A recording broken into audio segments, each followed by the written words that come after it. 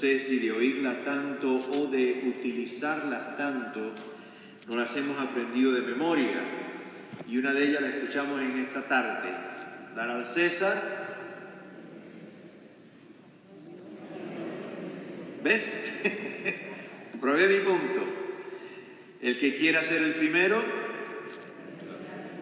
y el que quiera ser el último. Los que son humillados serán y los exaltados serán. ¿Ves que se las saben de memoria? Son frases que podemos recitar de memoria. Hay un peligro enorme en eso. Y el peligro enorme en repetir estas frases es que las sacamos del contexto. Y al sacarlas del contexto, las frases son fácilmente manipuladas y manipulables.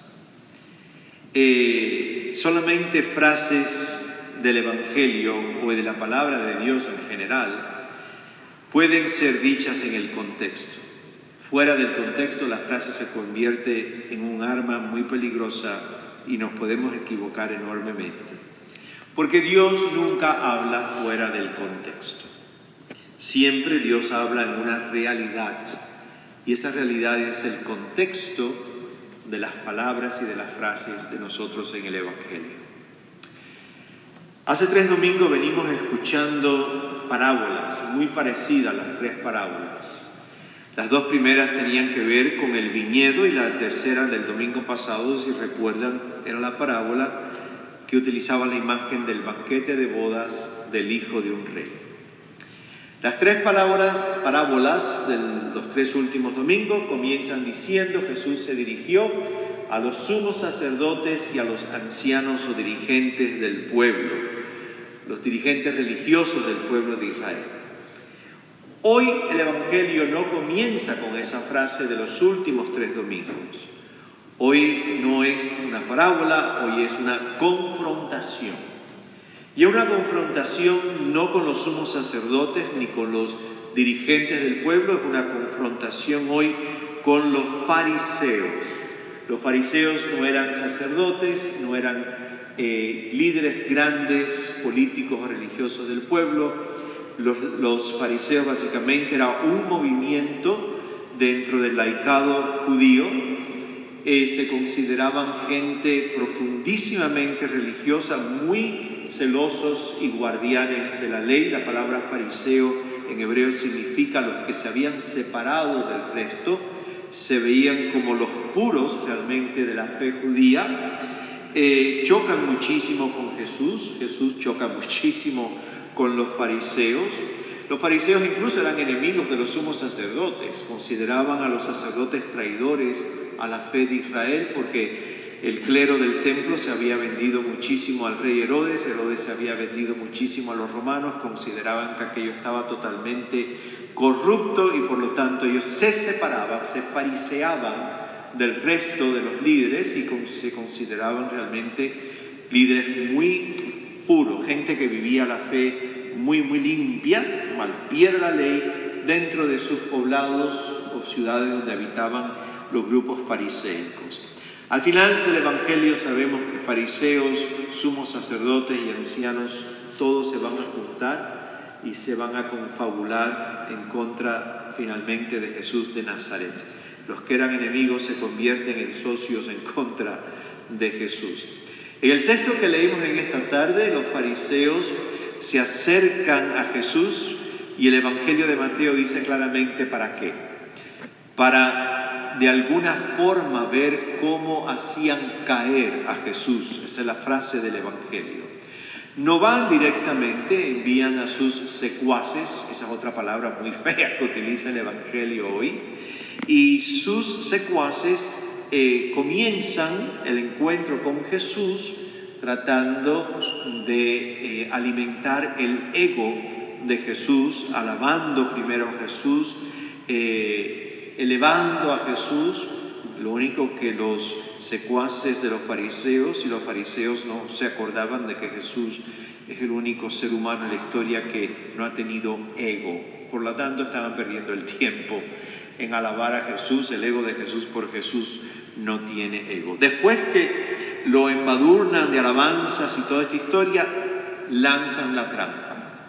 Y la trampa es una pregunta: si era lícito o no ilícito, era ilícito o lícito para un judío pagarle tributo o impuestos al Imperio Romano. Era una pregunta muy difícil de contestar para Jesús o para cualquier judío. Porque si la respuesta era es ilícito como pueblo de Israel pagarle tributo o impuestos al imperio, ese judío en ese momento se consideraba un hereje y un traidor por su propia gente. Si la respuesta era no es lícito y no deben pagarle tributos al César, el imperio lo consideraba también entonces enemigo del imperio y esa persona podía ser arrestada y en última instancia entonces también ejecutada. Los fariseos, los guardianes y los practicantes estrictos de la ley de Dios siempre trataban de atacar a Jesús por esta línea, por la línea de que si Jesús cumplía o no cumplía con la ley de Dios. Lo critican porque no ayuna, lo critican porque bebe y come demasiado, lo critican porque en el sábado cura a enfermos, lo critican porque en el sábado él y sus discípulos recogen el trigo.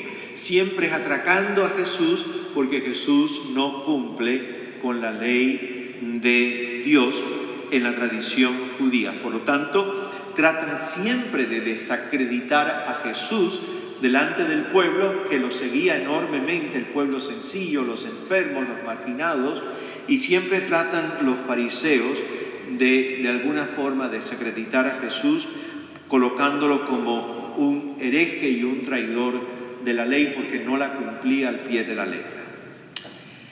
Leí algo esta semana que me gustó muchísimo y me habló personalmente muchísimo, y la persona, el autor de la reflexión que leía, dio este párrafo y se lo voy a leer a ustedes.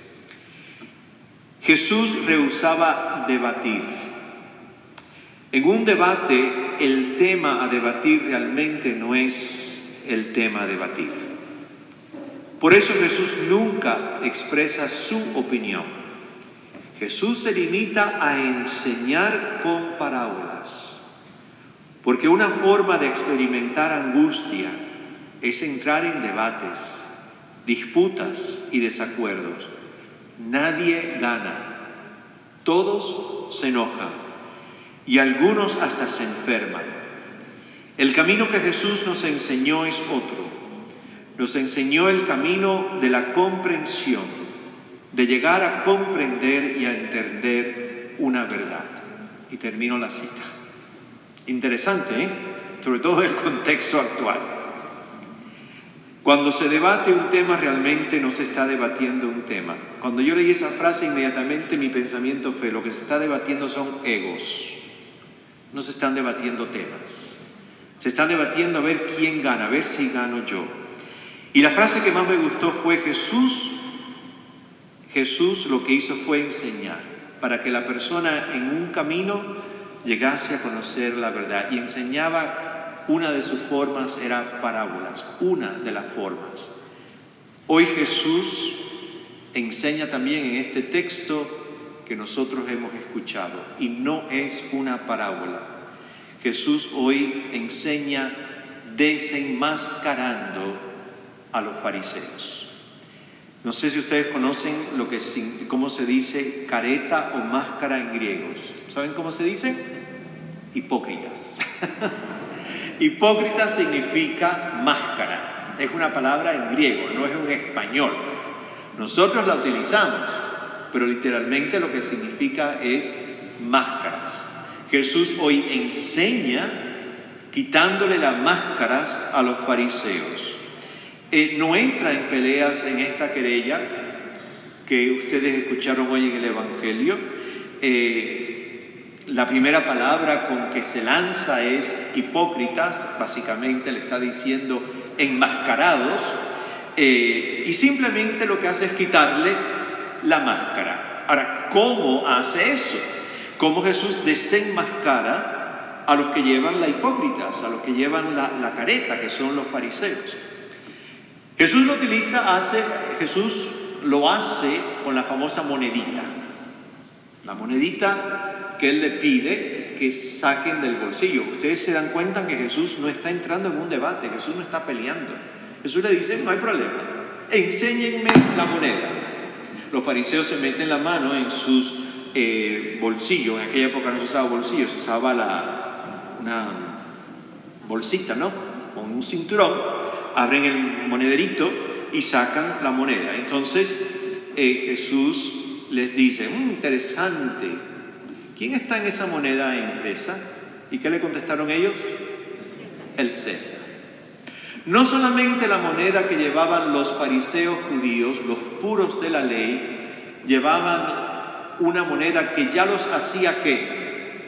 Impuros, porque la moneda no era judía, no era un shekel, era una moneda pagana, que tenía el rostro ¿de quién? Del emperador, del César. Y llevaba una inscripción aún peor. Decía la inscripción, literalmente, el César, hijo del divinizado Augusto. Augusto fue el primer César. Dejó de existir la República Romana. Finalmente, uno de los senadores surge como el que controlaba todo el poder absoluto. Se le llamó el César y ese César primero era Augusto. Muy pronto el imperio divinizó a Augusto. Por lo tanto, todos los otros Césares eran hijos ¿de quién? De Augusto, que había sido divinizado. ¿Ustedes saben lo que significa eso para un judío? Andar en su bolsa monedas que dice que hay un hombre que había sido divinizado. Judío era el hombre, la mujer del Dios vivo y verdadero. No había ídolos, prohibido tener ídolos. Y prohibido mucho menos tener imágenes grabadas de otro ser humano, y menos todavía decir que ese ser humano que llevaba grabado en la moneda era el hijo del divinizado Augusto. Los guardianes de la ortodoxia, los fariseos, resultan ser hipócritas. Están profundamente enmascarados. Resultan ser los verdaderos herejes más que el mismo Jesús, a los cuales ellos querían acusarlo de herejes. Los guardianes de la ortodoxia, los fariseos, tenían doble estándares. ¿Y esto qué significa, gente? Que utilizaban a Dios para su conveniencia y utilizaban al César para su conveniencia. Es uno de los grandísimos pecados bíblicos. Utilizar a Dios y utilizar a los demás para mi propia conveniencia. Uno de los grandísimos pecados de nuestra tradición judeo-cristiana. Los fariseos utilizaban a Dios y utilizaban al emperador de acuerdo a los beneficios personales que ellos pudieran sacarle, tanto a Dios como al emperador. ¿Qué nos enseña Jesús en esta tarde a ti y a mí? Con este desenmascaramiento de los secuaces de los fariseos. Primero, creo que la invitación es clara. Eliminar todos los dobles, triples y cuádruples estándares que a veces tú y yo llevamos en nuestras vidas. Vivir en lo posible una fe sincera, transparente y honesta. Una fe donde no vamos a utilizar a Dios y a los demás según me convenga para mi beneficio personal, ignorando el beneficio colectivo. Segundo, nos enseña Jesús a reconocer que todo es de Dios, porque está implícito en su respuesta que incluso el César está por debajo de Dios, que todos los Césares de la historia han estado debajo de Dios, que nadie está por encima de Dios. Y tercero, nos enseña, y esto es muy importante y creo que es quizá lo más bello de esta historia, nos enseña que la más auténtica imagen de Dios no es la cara de un César grabada en una moneda, sino que la más auténtica imagen de Dios es un ser humano, el hombre y la mujer de carne y hueso, donde la misma historia bíblica los llamó creados a imagen, ve que se lo saben también de memoria, imagen y semejanza de Dios.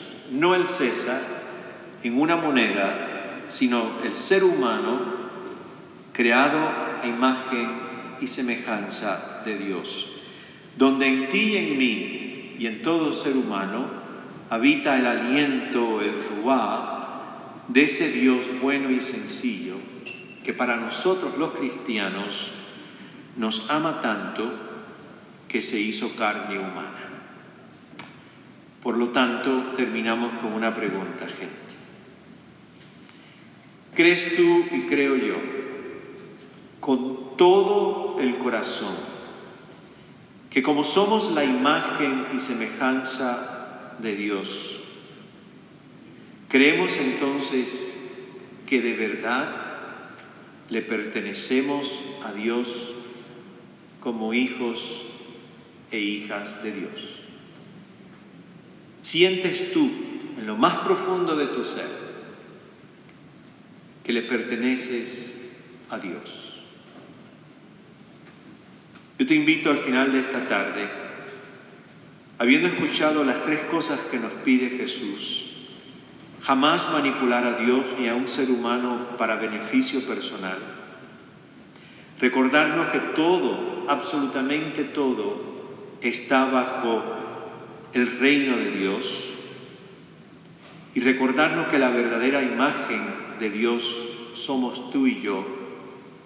Entonces repite hoy en tu corazón, calladito y calladita: soy de Dios, soy de Dios, soy de Dios, soy de Dios.